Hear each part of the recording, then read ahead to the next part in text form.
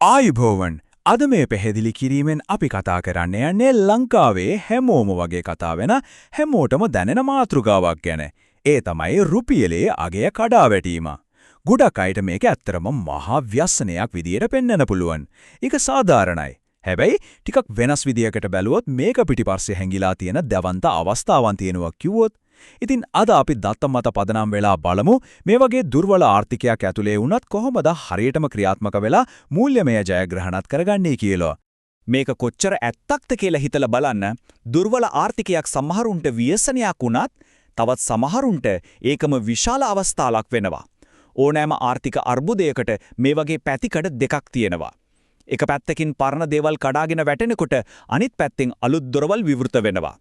මෙතනදී ඇත්තටම වෙන්නේ සල්ලි නැති වෙන එකම නෙවෙයි සල්ලි ගලාගෙන යන දිශාව වෙනස් වෙන එක විතරයි. මේ සරල මූලධර්මය හරියටම තේරුම් ගන්න එක තමයි සාර්ථකත්වයේ පළවෙනිම රහස වෙන්නේ. හරි. අපි දැන් මේකට කෙලින්ම වයිමු.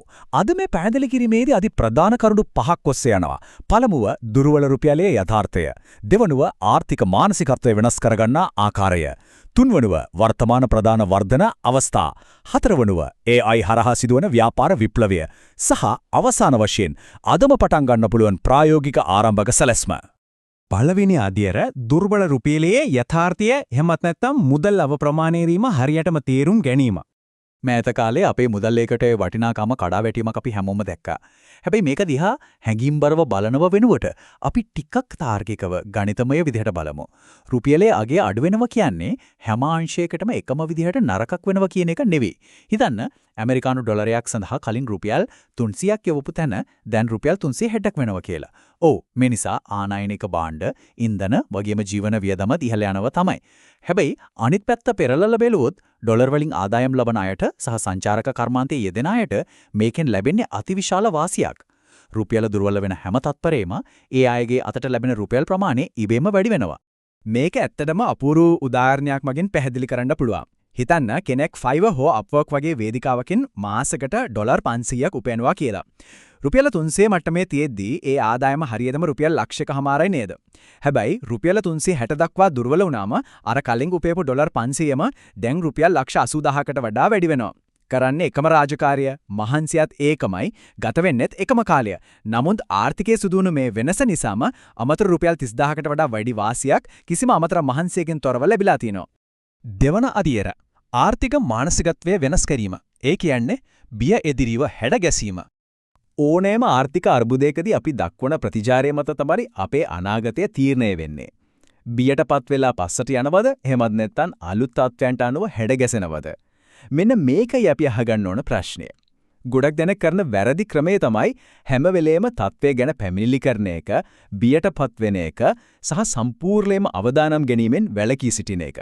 නමුත් ස්මාර්ට් ක්‍රමය එමත් නැත්නම් බුද්ධිමත් ප්‍රවේශය වෙන්නේ අලුත් දේවල් ඉගෙන ගන්න එක, ඩොලර් ආදායම් මාර්ග ගොඩනගන එක සහ තමන්ගේ වත්කම් වැඩි කරන එක. කලින් කිව්වා වගේම ආර්ථිකයක් කඩා වැටෙනකොට අවස්ථා නැති වෙන්නේ නැහැ. ඒවා වෙනත් තැන්වල හැංගෙනවා. අපිට තියෙන්නේ ඒ හැංගුණු තැන් හොයාගන්න එකයි. තුන්වෙනි අධ්‍යයන වර්තමාන ප්‍රධාන වර්ධන අවස්ථා සහ මුදල් ගලන දිශාව හඳුනා ගැනීම. මුදල් ගලා යාම වෙනස් වෙලා කියලා තේරුම් ගත්තට පස්සේ අපි නිකම්ම බලාගෙන ඉන්නව වෙනුවට සක්‍රියව ඒ මුදල් ගලන දිශාවට ගමන් කරන්න ඕනේ. අද තියෙන තත්ත්වයේ යටතේ දැවන්ත වර්ධනයක් පෙන්වන ප්‍රධාන ක්ෂේත්‍ර තුනක් තියෙනවා. පළමුවෙන්න ඩොලර් වලින් ආදායම් උපයන මාර්ග.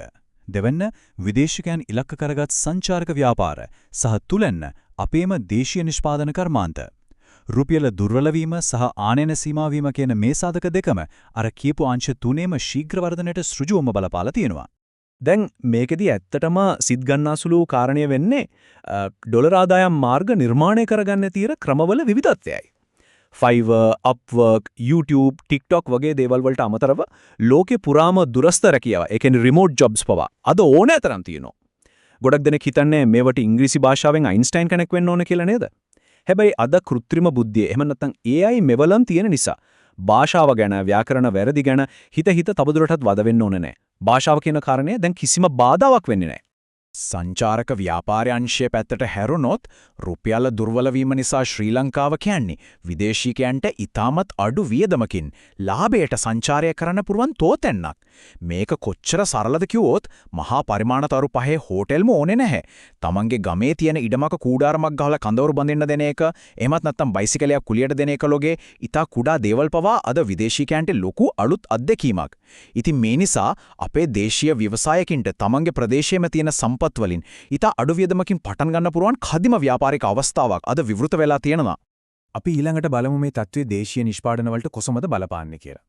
පිටරටින් ගේන භාණ්ඩ මිල අධික වෙනකොට පාරිභෝගිකයින් නිබේම අපේම දේශීය විකල්ප වලට යොමු වෙනවා. ඉටිපන්දම්, සබන්, කුළුබඩු, ඖෂධීය පාන, ලී සෙල්ලම් බඩු වගේ දේවල් වලට අද දේශීය වෙළඳපොලේ දැවැන්ත ඉල්ලුමක් ඇදලා තියෙනවා. සරලවම කිව්වොත් ආනායනික භාණ්ඩවල මිල ඉහළ යාම කියන්නේ ඒ දේවල් දේශීයව නිෂ්පාදනය කරන කුඩා කර්මාන්තකරුවන්ට උදා වෙලා තියෙන රන් මානයක් වගේ කාලයක්. හතරවන අධියර කෘත්‍රිම බුද්ධිය හරහා ව්‍යාපාරික විප්ලවය සහ ගෝලීය සමකරණය. අපි මේ කලින් කතා කළ හැම ව්‍යාපාරික අවස්ථාවක්ම වඩාත් වේගවත් කරන්න පුළුවන් ප්‍රධානතම දේ තමයි AI කියන එක. අද AI සේවාවන් වලින් කරන්න පුළුවන් දේවල් ගැන හිතුවොත් ඒක ඇත්තටම පුදුම සහගතයි. වීඩියෝ නිර්මාණය, Facebook දැන්වීම් සැකසීම, හඬ කැවීම, වෙබ් අඩවි නිර්මාණය කරන එක විතරක් නෙවෙයි, සිංහල භාෂාවෙන් අන්තර්ගතයන් හදන එක පවා අද හිතාගන්න බැරි තරම් ලේසි වැඩක් වෙලා තියෙනවා. අන්තර්ජාල පහසුකම් සහ ලැප්ටොප් එකක් තියෙන තනි පුද්ගලයෙකුට වුණත් අද සම්පූර්ණ සමාගමක් විදිහට මුළු ලෝකෙටම ඩිජිටල් සේවාවන් සපයන්න පුළුවන්. මේක ඇත්තටම ඩිජිටල් ලෝකයේ වෙනස්ම විප්ලවයක් විදිහට හඳුන්වන්න පුළුවන්. පස්වන අධියර ප්‍රායෝගික ආරම්භක සැලැස්ම, එහෙමත් නැත්නම් අදම පටන් ගන්න පුළුවන් පියවර 5ක ක්‍රියාකාරී සැලැස්ම.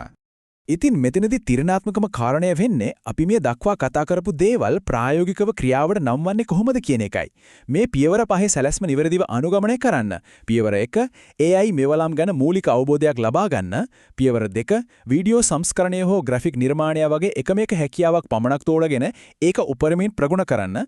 පියවර 3 සමාජ මාධ්‍ය ඔස්සේ තමන්ගේ හැකියාවන් ප්‍රදර්ශනය කරමින් ප්‍රේක්ෂක පිරිසක් ගොඩනගා ගන්න. පියවර 4 ඒ හරහා විදේශීය සේවාදායකින් සොයා ගන්න.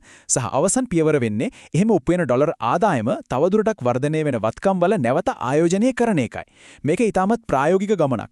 අවසාන වශයෙන් මේ ප්‍රශ්න ගැන ටිකක් ගැඹුරින් හිතලා බලන්න. වේගෙන් වෙනස් වන ආර්ථිකයක් තුල ආර්ථිකයේ ඉබේම හැදෙන එකක් කිසිවක් නොකර බලා ඉන්නවද? එහෙමත් නැත්නම් මේ අලුත් අවස්ථාවන්ක අනුව හැඩ ගැසෙනවද? රුපියල දුර්වල වීම හැමෝටම එක වගේ බලපාන ප්‍රශ්නයක් නෙවෙයි.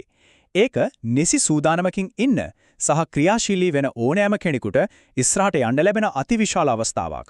අද මේ පැහැදිලි කිරීමෙන් ගත්තු කරුණු පාවිච්චි කරලා නිවැරදි තීරණයක් ගනී කියලා අපි විශ්වාස කරනවා. මේ අවස්ථාව මගහැර ගන්න එපා. අදට අපේ විග්‍රහය මෙතනින් අවසන් කරනවා. මේ වගේම තවත් වටිනා පැහැදිලි කිරීමකින් අපි නැවත හමු වෙමු.